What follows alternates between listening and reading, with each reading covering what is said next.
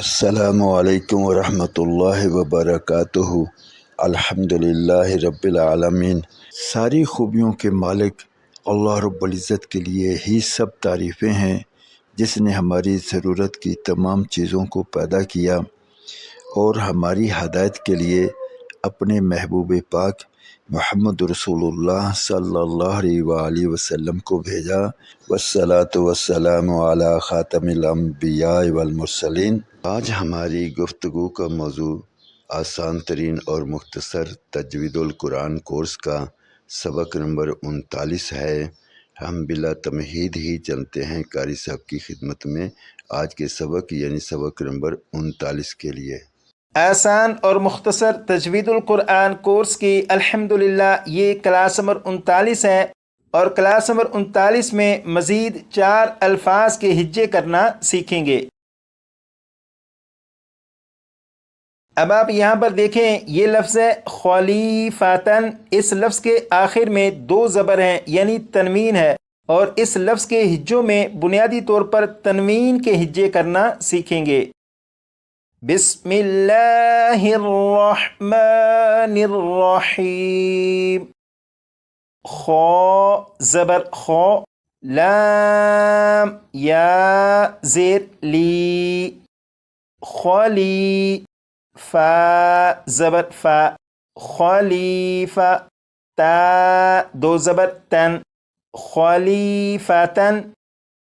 اس لفظ کے ہجے آپ یہاں سے بھی پڑھ سکتے ہیں۔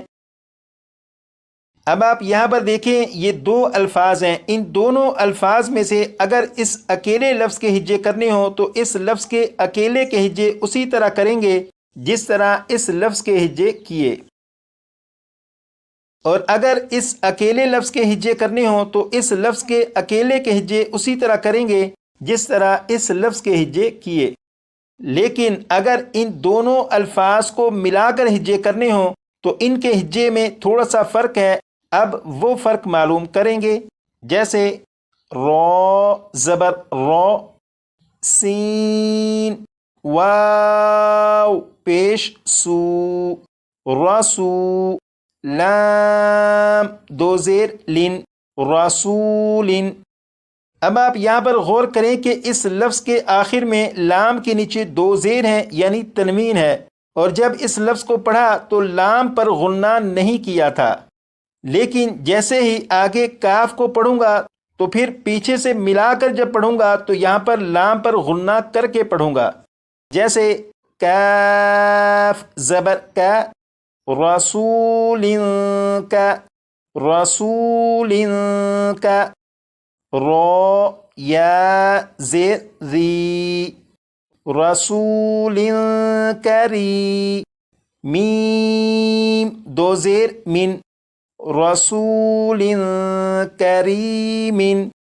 یہاں پر لام کے نیچے 2 زیر ہیں یعنی تنوین ہے، اور تنوین کے بعد جب کاف کو پڑھا تو غنہ کر کے پڑھا۔ اس کی وجہ یہ ہے کہ آپ نے ایک قاعدہ پڑھا تھا، نون ساکن یا تنوین کے بعد حروف اخفاء میں سے کوئی حرف آ جائے تو نون ساکن اور تنوین میں غنہ کر کے پڑھیں گے۔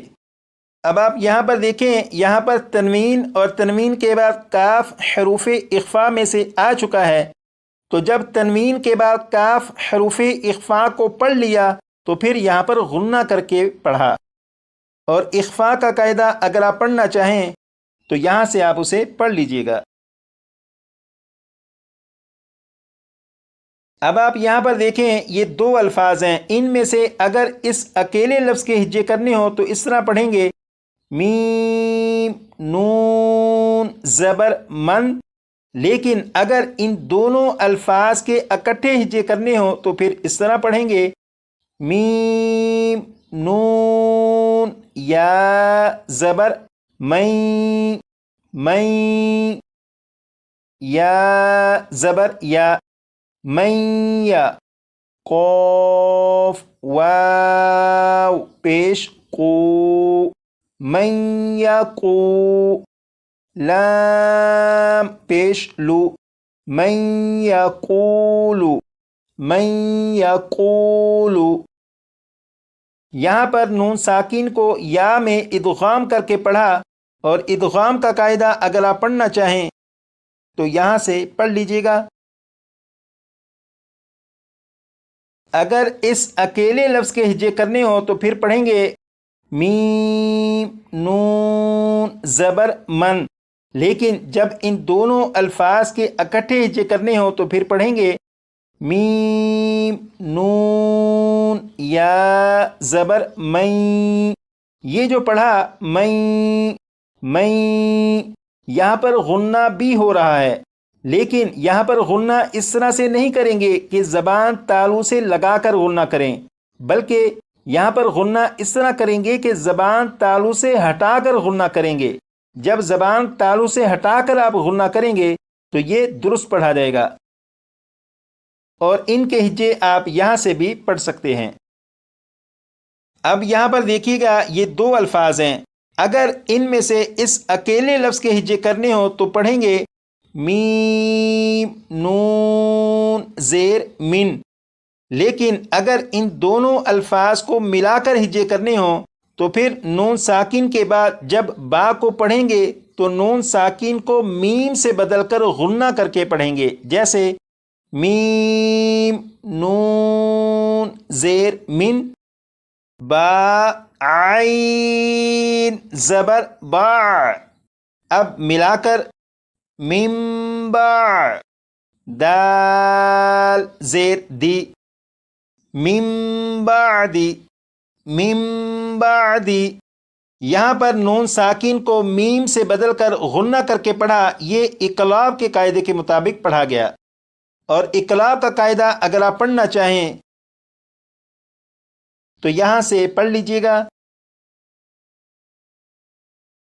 آج کی کلاس میں ہجے کرنے کا جو طریقہ آپ کو معلوم ہوا، انہیں آپ اپنے طور پر بھی اچھی طرح یاد کر لیجئے گا، تاکہ اگر آپ اپنے طور پر کسی بھی لفظ کے ہجے کرنا چاہیں تو آسانی سے کر سکیں۔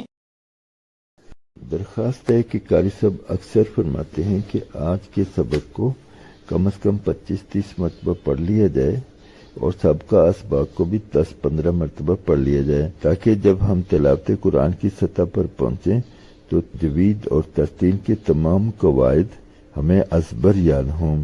درخواست ہے ان باتوں کو اپنے دوست احباب عزیز و اقارب تک پہنچائیں، انہیں بھی قرآن پاک کو تجوید کے ساتھ اچھی طرح پڑھنے والا بنائیں، بلکہ قرآن پاک کو تجوید اور ترتیل کے ساتھ پڑھنے کے لیے لوگوں کو تیار کرنے والا بنائیں۔ اللہ رب العزت مجھے، آپ کو اور ہم سب کو عمل کی توفیق عطا فرمائے۔ اب تک کے لیے اتنا ہی، انشاءاللہ ملتے ہیں اگلی ویڈیو میں، تب تک کے لیے اللہ حافظ۔